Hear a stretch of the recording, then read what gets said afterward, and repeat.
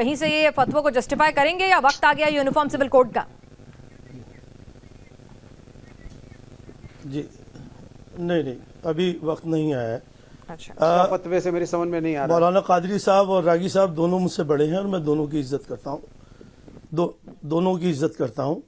जहाँ तक देखिए आज की डिबेट का सवाल है ना, वो हमें इससे ज्यादा कि हम जिन फतवों को लेके बहस कर रहे हैं उन लोगों को बुलाकर इस बात पे बहस करना थी कि इन फतवों का मतलब क्या। चूंकि फतवा क्या है पहले तो ये समझने की जरूरत है। फतवा कुरान और हदीस की रोशनी में हमने कोशिश की थी लेकिन उन्होंने बात करने से मना कर दिया। ये फतवे देना ही बंद क्यों नहीं हो जाते? फतवे देने वाले हैं कौन?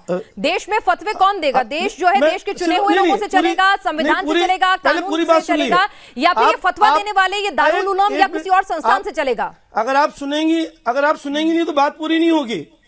नहीं, आप सुन लीजिए, पूरी बात सुन लीजिए मेरी। मैं एक आध चीज को मैं भी क्लियर भी करता हूँ कि इस बात पे डिबेट होनी चाहिए थी कि भाई उनको बुला के यहाँ पे कि आपने ये फतवे दिए हैं। हमने कोशिश की, उन्होंने बात करने से इनकार कर दिया सर। तो मैं आपको बताऊं फतवे के बारे में कि जी हाँ, इनकार कर दिया ये एक अलग बात है, लेकिन हर फतवा किसी न किसी मौके पर किसी न किसी वजह से दिया जाता है। एक ही बात के कई पहलू होते हैं और उस पहलू को मद्देनजर रखते हुए दिया जाता है।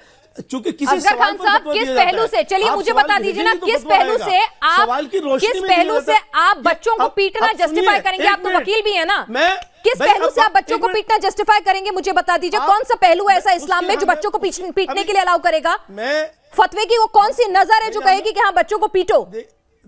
देखिए हमने कोई टोटो में तो इसको अभी एक्सेप्ट किया नहीं। हम आपसे बात ही कर रहे हैं अभी, आप पूरी बात सुने। अभी रागी भाई बता रहे थे, ये हमारे बड़े भाई हैं, बहुत अजीज दोस्त भी हैं हमारे, कि भाई क्या आप बच्चों का वो बच्चा जो बालिग हो गया 14 साल। असगर खान साहब आप मेरी बात समझिए, बात की गंभीरता को समझिए। इस्लाम पे कट्टरवादी होने के लगातार सवाल उठते रहे हैं। इस फतवे में क्या कहा गया आपने शायद पढ़ा नहीं है, उसमें कहा गया है कि कयामत के दिन ये बच्चे अपने टीचर से बदला भी ले सकते हैं। मैडम आप सुनिए तो ठीक है, आप बोलिए। मैंने आपको बताया क्या है पूरा मामला, कितना संजीदा मामला है। मैं आपसे पहले आप सुन तो लीजिए। अभी रागी साहब फरमा रहे थे कि चूंकि अब माँ से पर्दा करेगा या बहन से पर्दा करेगा, ये अडॉप्ट किए हुए बच्चे के लिए है, उनका ब्लड रिलेशन नहीं हो सकता। उनका ब्लड रिलेशन नहीं होता है, अपनी सगी औलाद के लिए नहीं है। जो बच्चा उसने जना है उसके लिए ये फतवा नहीं है, ये अडॉप्ट किए हुए बच्चे के लिए। हाँ, तो अडॉप्ट किए हुए बच्चे के साथ अंतर करें, आप भेदभाव करें? क्या बात कर रहे हैं साहब? क्या बात कर रहे हैं असगर खान साहब? खून का रिश्ता नहीं है तो उसके साथ भेदभाव करेंगे तो फिर अडॉप्ट ही क्यों करना है? अरे असगर खान साहब क्या बात कर रहे हैं, जरा फिर से सुनिए आप क्या बोल रहे हैं। भेदभाव करने, आप गोद लिया हुआ बच्चा है तो इसलिए उसके साथ भेदभाव करें? आप सुन भी तो लिए ना, मैं तो सही बोल रहा हूँ, आप समझने की कोशिश करिए। चलिए मैं फिर से कोशिश करती हूं। भेदभाव की बात नहीं है, इंटरकोर्स हो सकता है जब खून का जहाँ खून का रिश्ता नहीं है। इंटरकोर्स खून के रिश्ते में नहीं हो सकता, इसकी कोई गारंटी है क्या? अडॉप्ट किया है, क्या बात कर रहे हैं साहब आप? क्या बात कर रहे हैं साहब आप? यानी तो इसीलिए इंटरकोर्स हो सकता है, तो इसीलिए आप अरे अश्विनी साहब आप ही जवाब दे दीजिए। हद हो गई, खून के रिश्ते हद हो गई। अरे कौन सा कोई लिख के देख, माँ बेटे के बीच अगर देखिए अगर वो हैवानियत है, देखिए वो हैवानियत है।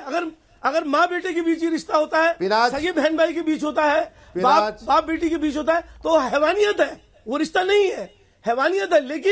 लेकिन अगर खून का रिश्ता नहीं है तो ये तो आप मान के चलेंगे कि कुछ गलत रिश्ता हो सकता है? अरे असगर साहब बच्चे मासूम होते हैं, कच्ची मिट्टी होते हैं, जैसे ढालोगे ढल जाएंगे। कृपया करके पहले से ही भेदभाव उसके मन में रखोगे। असगर साहब गारंटी तो किसी की नहीं होती। क्या बोल रहे हो आप यार, क्या बोल रहे हो? मेरी समझ से परे। अश्विनी साहब जरा आप ही समझाइए।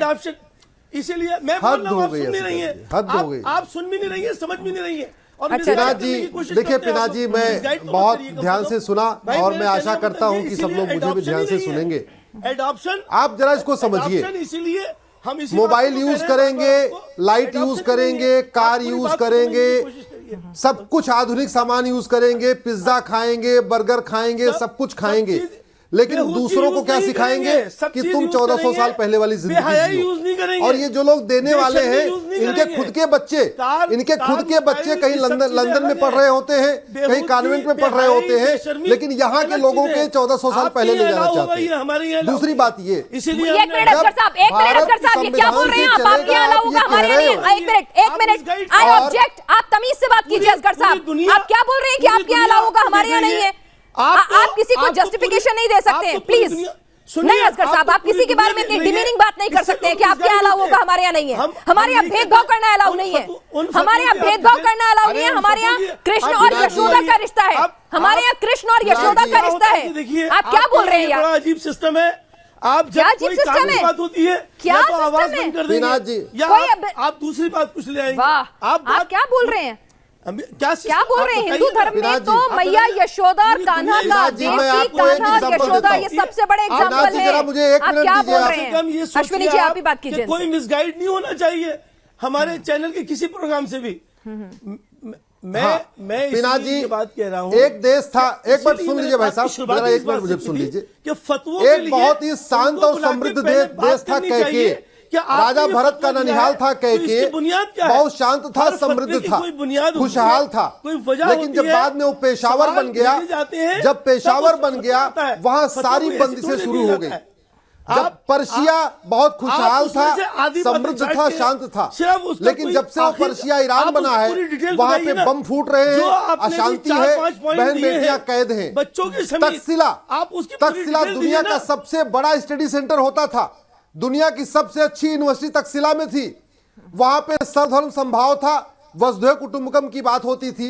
लेकिन जब से वो तक्षशिला रावलपिंडी बना है, उसके बाद रावलपिंडी में क्या हो रहा है सबको पता है। बहन बेटियां बुरके में कैद हो गई हैं, कॉलेज नहीं जा सकती हैं, बाहर निकलना उनके ऊपर दुनिया भर की बंदिशें हैं। कुंभा शांत था, समृद्ध था, खुशहाल था, लेकिन जब से वो काबुल बना है अशांति फैली हुई है, बम फूट रहा है। एक सेकंड क्या खत्म कर दी? एक मिनट अश्विनी उपाध्याय साहब, जरा असगर साहब की बेहूदगी को मैं आपको ऐसे दुनिया के 55 देश बता सकता हूँ। एक मिनट असगर साहब, क्या बेहूदगी खत्म हो गई है? मतलब महिलाएं अगर बुरके में रहें तो ही वो हद में है? अच्छा, मतलब महिलाओं का बुरके में रहना ही शर्म हया की निशानी है? जब तो यानी मैं आज बिना बुरके के यहाँ बैठी हूँ तो मैं बेशर्म हूँ, मैं बेहुदा हूँ? मेरे जैसी तमाम लड़कियां जो बिना बुरके के बाहर जाती हैं तो वो बेशर्म बेहुदा है। क्या बोल रहे हैं आप यार? हम सुनिए, नहीं, हम सिर्फ इस्लाम की बात कर रहे हैं। हाँ, तो इस्लाम की लड़कियां, मेरे दफ्तर में भी इस्लाम की लड़कियां, मैंने कहा ना कि इस्लाम मानने वाली, 5 वक्त नमाज पढ़ने वाली, रोजेदार लड़कियां, मैं आपको बता रही हूँ। तो उसका इस्लाम भी कुछ नहीं कर सकता। क्या बात कर रहे हैं? अगर कोई जाती तौर पे शराब पीता है तो इस्लाम कुछ नहीं कर सकता। अच्छा असगर साहब, आपको टीवी पे बोलना अलाउड है इस्लाम में? तो टीवी भी हराम है ना? इस्लाम में शराब हराम है। अच्छा, टीवी अलाउड है भाई? अरे नहीं, मोबाइल फोन अलाउड है? अरे दाढ़ी बनाना अलाउड नहीं है अच्छी बात। इस्लाम में दाढ़ी बनाना अलाउड नहीं है असगर साहब। कदम कोई भी आप दाढ़ी नहीं बना सकते, आप कभी प्लेट नहीं चला सकते, आप तो दाढ़ी बना के आए हुए, क्या बात कर रहे हैं? शराब पीना हराम है, दाढ़ी बनवाना हराम है, उसी देवबंद ने बोला हुआ है, उसी देवबंद ने बोला दाढ़ी बनाना हराम है। आप डेली शेविंग करते हैं। मैं कोई इंडिविजुअल अरे भाई तो सुनिए तो ना, अगर कोई इंडिविजुअल कुछ भी करता है, वो दाढ़ी ना रखे, वो शराब पिए, वो जुआ खेले, चोरी करे, जिन चीजों की मनादगी है, अगर वो करता है तो उसका अपना जाती फेल है, उसका इस्लाम से क्या लेने देना? आप इस्लाम को जो इस तरीके से तो आप दाढ़ी बना के, आप दाढ़ी बनाने के बाद जन्नत में जाएंगे? ये कर रहे हैं आप दाढ़ी बना के जन्नत में जाएंगे या नहीं जाएंगे? आप क्या दाढ़ी बनाने के बाद जन्नत में जा पाएंगे क्या? अब वो आदमी का अपना जाती फेल है। अच्छा असगर खान साहब, महिलाएं तो बुर्का उतारने के साथ, इस्लाम में महिलाएं बुर्का उतारने के साथ बेहया बेहुदा हो जाती हैं आपके हिसाब से, और दाढ़ी कटवाने के साथ मर्द क्या हो जाते हैं? दाढ़ी कटवाने के साथ मर्द क्या हो जाते हैं? टीवी पर आते के साथ मर्द क्या हो जाते हैं? मुझे बता दीजिए। महिलाओं के लिए तो आपने बता दिया, बेहया बेहुदा हो जाती हैं, बेशर्म हो जाती हैं इस्लामिक महिलाएं बुर्का उतारते के साथ। मर्द क्या हो जाते हैं, जरा ये भी बता दीजिए ना, मेरा ज्ञान वर्धन कर दीजिए।